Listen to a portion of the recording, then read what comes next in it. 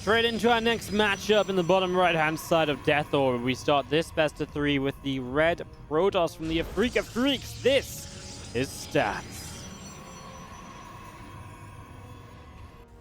Top left, our blue Terran player from Brave Star Gaming. We do have Dream, and boy, has he been on a tear lately. He really carried his team to a second place finish in the Gold Series Team Championship. He's advanced to GSL round of 16. Dream is starting to look like one of those Terran players that we just consider to be the best in Korea and on par and able to beat anyone. He's not there yet. He definitely isn't consistent enough right now. This could just be like a really good couple of weeks from him, but he's back on track. And I mean, don't forget that he used to be one of the best. He was probably the best Terran player in the world for a while when he had those runs in the in Star League, and you know, he was really kind of a force to be reckoned with back then. He showed up out of nowhere, got a couple second places, played some awesome series. He was always a big fan, and that's why I got so excited when I saw Dream coming back to the game from military service. And we don't really talk about that much, right? Like, Dream did leave. He did his military service. He returned. Everyone's like, oh, DRG is back, and this guy's back. I mean, Dream has been back for a while, and he's always been good. But he did return, and he's getting back to being as good as he used to be, which is freaking terrifying. Another top Terran player out in Korea. It's kind of crazy as this probe is going to get back home after scouting early. Couple of minutes in, and we do just see a reactor on this Rax. The opening going to be that reactor first, so actually just doesn't go for the Reaper, so Dream decides to bypass the scouting information. It's something we're seeing more and more of once again, these kind of Terrans who decide to just skip the Reaper. Protoss players are getting very good at blocking off and denying scouting, etc. So Terrans prefer to get these extra Marines. It helps a lot with this first Adept. And beyond the first Adept, it also gives you that opportunity, I think, where this Adept is not going to shade. It also gives you that option to put on a lot of pressure. You have a reactor super early, you can react to Hellions. You can get Hellions out and support it with Marines across the map, and that's kind of what's going on now. I mean, this is just 3 Marines. The starport gets proxied, so yeah, this is going to be a pretty fun little push. And again, this is why Terrans have started to do this. Just feels like they're getting a little bit more confident with being aggressive again, and again, just basically, maybe the Protoss meta just became a bit stale too, right? Why go Reaper every game if 9 times out of 10 it turns out to be Blink? So yeah, a bit of a switch in the meta lately where we have seen less Reapers and a bit more of this, reactoring of the Marines and then Hellions. Does not want to lose Hellions here though, because you really want to keep these Hellions alive for the drop. What I do love about this is it makes it look as though it's not really going to be a drop though, because you're exposing your Hellions very early in the game. And if you're already exposing the Hellions, to me, I would, if I was Stats, I'd be like, okay, well, I'm not as likely expecting this to be a drop, but, Stats is way better than I am, and so Stats is like, well, there's a big possibility it could be a drop. So he will get himself in position, and it's going to be a good deflection there to begin with. Immediately, units in position. But again, I didn't mind the Hellions at the front trying to apply some pressure. And now going to see this wall getting cancelled. Rebuilt once again. Really serious to make sure these Hellions don't run by, but they're back in the main base. They got to unload, and the probes line up going through the choke point. Oh, now the SimCity is going to start hurting the Protoss players. 7 workers go down, lift up into the natural expansion to get a couple more, perhaps. He will get to 9 kills. He's still on 3 Hellions, so he's one-shotting probes. Finally, he actually kills a Hellion off, and so he gets a little bit away from that damage being taken. But 13 workers down, and Dream starts with some mega damage. I mean, 13 workers is a huge amount to be losing out on as this Blink going to be finishing on the Twilight Council in just a few moments. This Adept is up the right-hand side, and the Sorkers of Stats are going to go along the right side as well. Going to keep on chasing this Adept down. Bunker of Dream building on the front of the Natural, and we do see a few Stalkers again out into the center. Going to blink forward. Let's have this Adept on the right side as well. Going to continue up through the top, and just continue to see a little bit more of what's happening here as the Robo Bay sets up from Stats in the natural expansion. And again, we've got a few Stalkers that just continuing along, looking to see what they can try and do. Blinking up to the 12 o'clock, and not really going to find much over there. The Nexus on the 3rd base getting going. And again, there's that RoboPay just about halfway done. So we're going to see Stats next step being those Colossi as Dream. Great start, though, and, you know, going into Colossi right now from Stats while taking a third has to be terrifying. You've lost 13 workers. You're definitely not kind of where you're meant to be, basically, in the early stages. And so this first bio push has a lot of potential to just kill you when you have, like, a Colossus, maybe two, and barely enough, you know, gateway units to hold on because you lost the probes, you know, and it wasn't just losing the probes. There was a big amount of time where you were running around, not mining properly. And just look at Dream's income advantage since that point of the drop. This is where everything's running around, and then you come out of the run around, you get back to mining, but you've just lost that many workers that you're significantly behind, especially against a Terran who's dropping 2 mules every so often, and, you know, having that on their side as well. Nice scan, picks off the Observer, another loss for Stats. Makes it so much more difficult to track this army now as Dream starts to move onto the map a little bit, so really difficult for Stats to know what's up. I mean, he'll be relieved to see these medevacs still here because now he knows it isn't dropping across the map. And just trying to come through the center as the little bit of a speed zone helps you to chase there just for the moment. It was actually interesting. He went Concussive Shells Dream right away and then went into the Combat Shield straight after. So Stim finishes around the same time as Combat Shields just because that Concussive Shell went in first. Usually it would be Combat Shields finishes you start up Concussive Shells, but you can see why. You know, that was an opportunity to maybe catch it. Does he see this Observer? Yep, he does. This is the thing. The best Terrans in the world. He knows there's a Robo out. He knows there's Observers. He's going to set up to, you know, keep an eye out for them. And if you see them, you scan them. That's so much less vision for Stats to work with. Super Battery activated already. Instantly targeted down. 2 tanks. I mean, they're very safe for tank positioning. I love it. Because these tanks aren't going anywhere. And I love this little split of the Terran units. Saves the Marauders that were in trouble on the right, left-hand side of your screen. As he breaks through the shield battery, new Colossus shows up, and that will pretty much hold this off. But I like what Dream is doing, trying to spread Stats out, trying to find some openings, creating opportunities for himself, not just kind of sitting here and be like, la-di-da, you're going to fight me. Really looking to force a fight here and there, making this position awkward. I love these tanks' position there. It really feels like it's impossible for the pros to really get on top of them at all.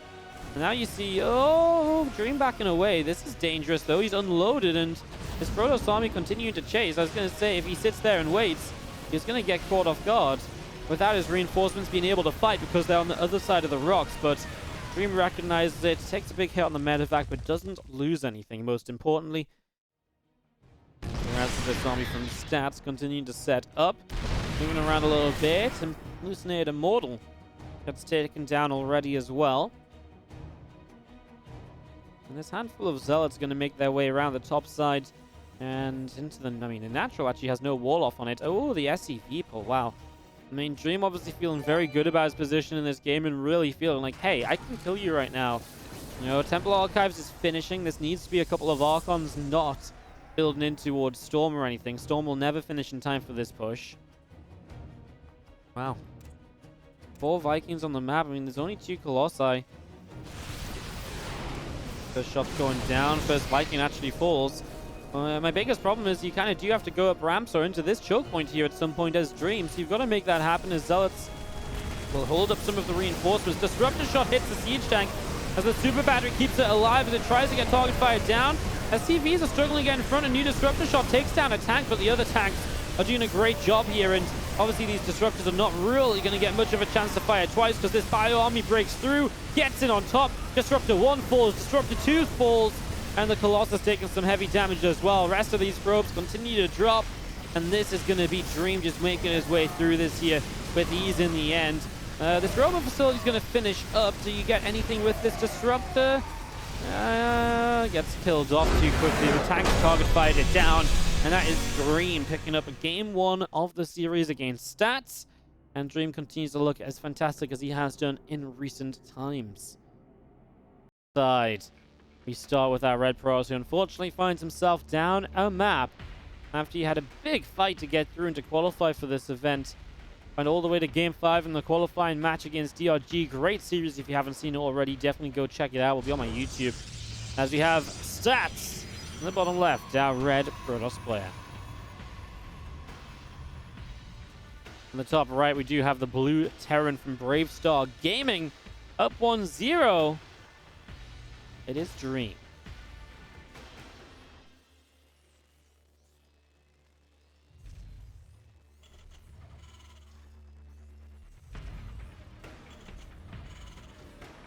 right, so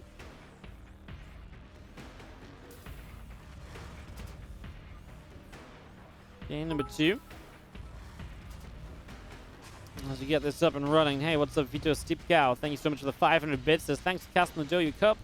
Well, thank you to the Chinese organizers for letting us join in for the cast. As always, it's not up to me, it's up to them if they want me to cast stuff. So it's great to be back bringing you the action for the Douyu Cup 2020.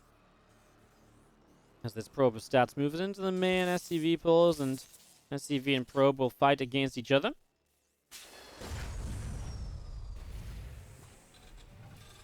Did you see the reactor building up on the racks, getting this ready to go, and see SCV is going to nibble up against the probe here. Nexus dropping down, and the command center going to be going into the natural. So, not a lot to talk about just yet. It is once more this reactor first, so again, not going to be seeing that Reaper in the very early stages from Dream. Instead, seeing this reactor. And just going to be seeing the factory dropping down as well. So factory gets going. Just going to be seeing the probe going around over the left-hand side. And yeah, just really setting up stats with the shield battery and the mineral line. So he wants to go across the map with this first adept as soon as possible. He's not going to waste any time at all going across to the upper right-hand side. Shield battery obviously protects you against Reaper. Of course, in this case, this is just wasted in, money. Early in the game, 100 minerals this early is pretty big investment. And Dream didn't even make a Reaper for the second time in a row. So, yeah, it's really just going to be a shield battery that does absolutely nothing for stats just yet. And actually comes at quite the cost, as this adept will stick around here. Will not chase the Marine because the other Marines are showing up. And that will be pretty much the end of this, as we once again see the proxied starport. Dream is doing the exact same thing. I mean, if at first you do succeed, just do it again. Win 2-0. I mean, we'll see what Stats does, because honestly, I did like the way that Stats was defending in the last game, but he allowed the drop to get down, and then it became a big issue. In the micro was maybe questionable too. He kept a lot of his probes stacked through choke points, made it very easy for the Hellions to get kills. And now, of course, it is difficult to mitigate damage in that kind of scenario, but yeah, still not ideal. As look at Dream really moving these Hellions around. He's actually going to come up, and he's actually just not going to find this probe because it moved away at the right time. I mean, okay, he didn't actually continue to rally up there anyway. I mean, it takes the watchtower just to double check. I mean, you have some time until the starport is finished producing the medevac, so making use of that time. And now going to bring the medevac over. The Hellions can jump straight into this, and let's see the drop into the main as well. Stats again in position right away, and Dream, well, he's actually just going to drop the Hellions straight in this time. Doesn't care how much can he get done. Needs some one-shots right now. He's not doing anything because of the shield barrier. He's going to lose the medevac. Complete disaster from one extreme in the first game to the other in this one. And now a pylon sets up from Stats, and boy, can he put on some pressure. 3 gateways, blink to be done in the next 30 seconds, and Dream lost everything without achieving anything at all. This means that there's no disruption to Stats' economy. He's able to fully focus on building Stalkers. He's able to go across the map right away because he doesn't have to wait around continuing to chase a medevac, which is being very frustrating.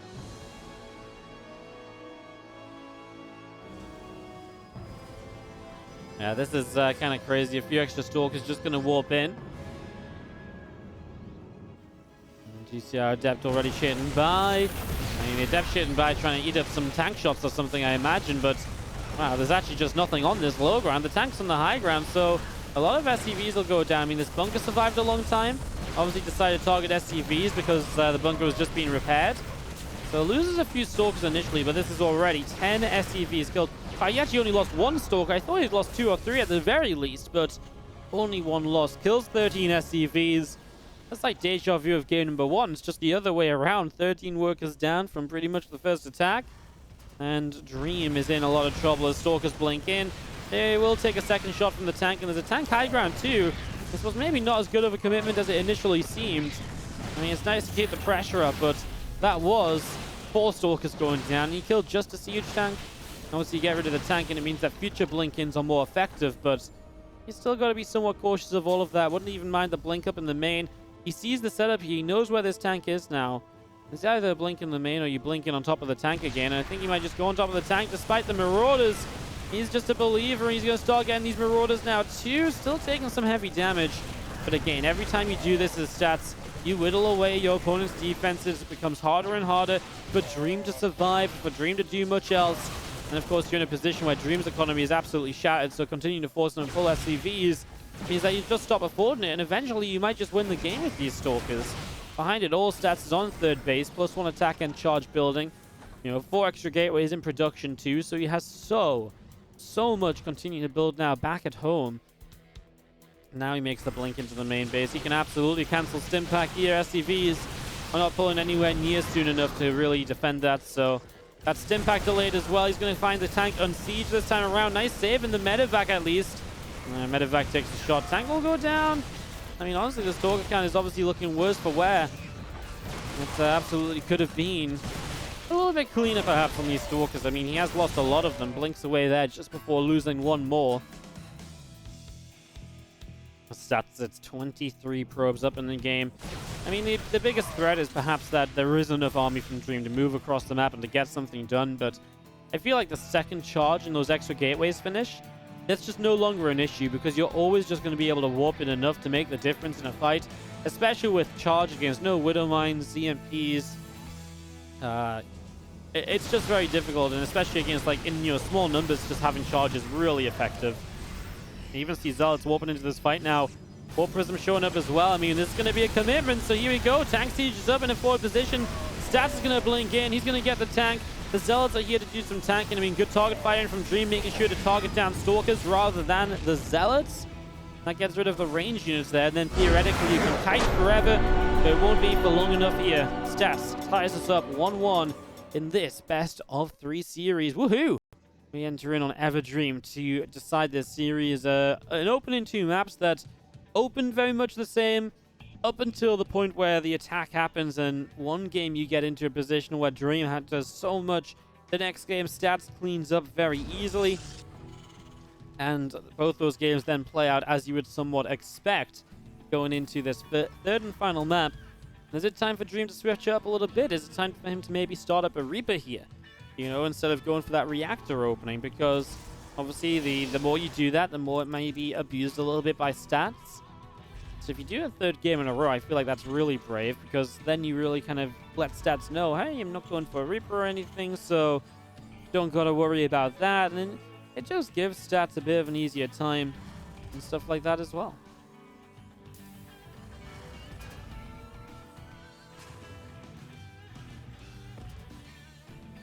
Max sets up at the front as we do see the gateway in the main base. Just going to be seen as a simulator.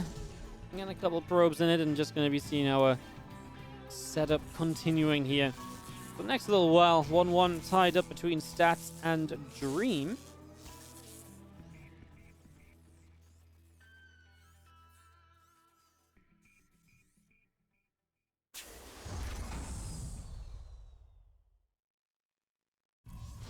I recall before the Nexus. We'll see if Stats once again wants to send that Adept across the map nice and quickly. As you do see a Marine from Dream going to finish up. A couple of SCVs going through and obviously being delayed from putting down the command center. That's the 7,500 mineral delay on the command center. So an effective probe. Unfortunately, the probe pays for it with its life because, again, this was not a Reaper. And if this is a Reaper, you have time to do this block and then get out alive. With the Marine, it pops that much faster. And yet again, no Reaper in play, and this time Stats knows about that super early too, once more. So, does he do something tricky that might require a Reaper to help, Dream scout it? Or is he going to go for the same old Twilight Council blink and just play stands, and then Dream kind of gets away without that scout information?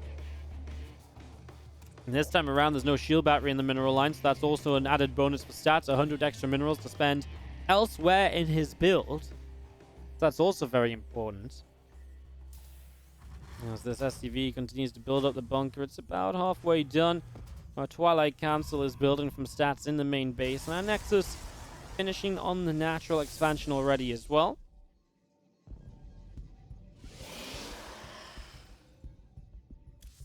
Okay, and the factory finishes up in the main. A couple extra Marines coming out, and the second gas in the main base also, as these few Marines will come forward. Adept fires, and a couple Marines taking some shots.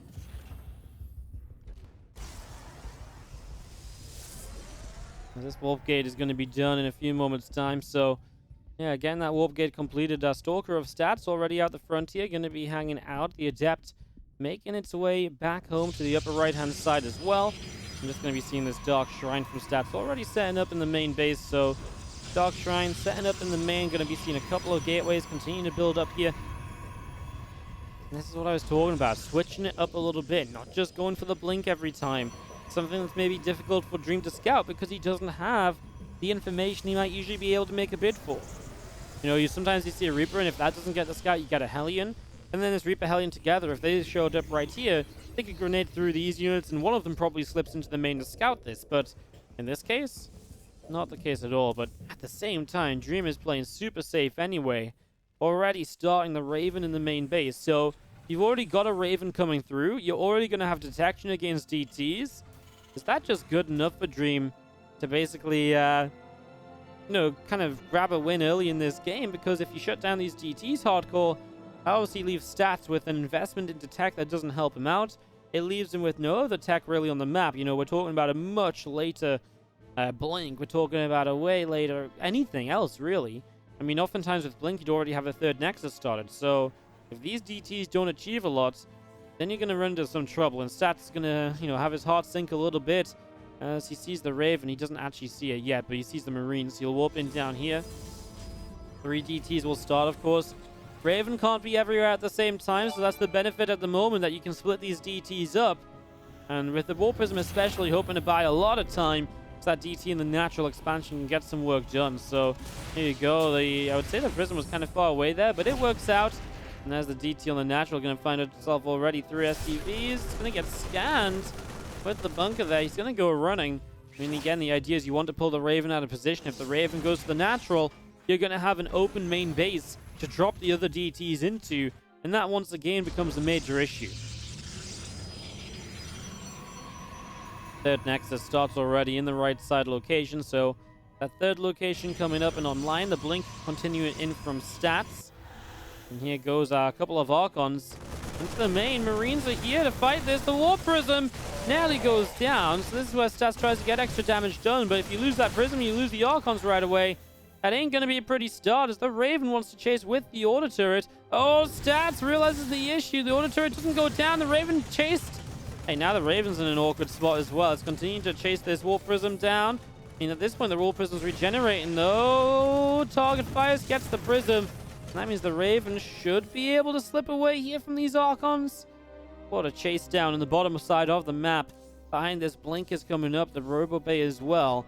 And Stats begins to attempt to transition away from this fairly unsuccessful DT opener, because even the Archons now are, what, kind of just abandoned, not really going to do much harassment. Not what Stats was hoping for in the slightest. I mean, he's got this Raven pinned into the corner, but how much can you really do about that? As the 2 drops come out, they find a couple probes that Stats accidentally sent on the map, but hey, accidental probes are going to be the cause of a scout on the double drop. So, you know, you take the negatives in life and look at the positives.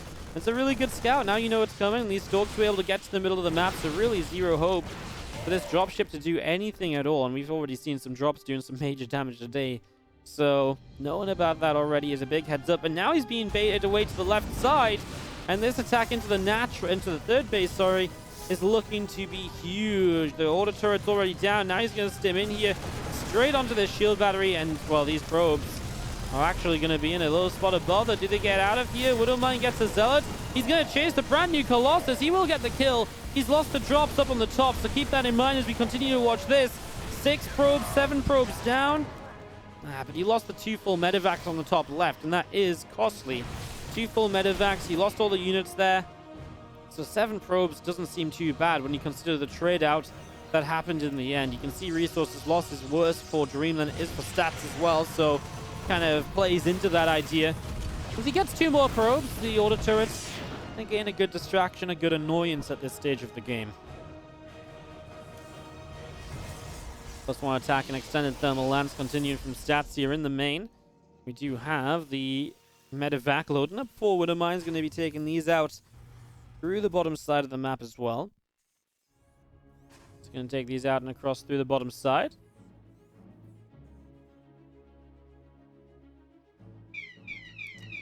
Wow, hardest series of the day, is it? Did anyone else just forget it was Thursday until right now? I did. Fire alarm! Well, this series has been pretty fun so far, but honestly, I was kind of expecting it during the TvT, the way that Game 3 was going. Anyway, Stats is back down to the bottom side, so keeping the pressure on the map.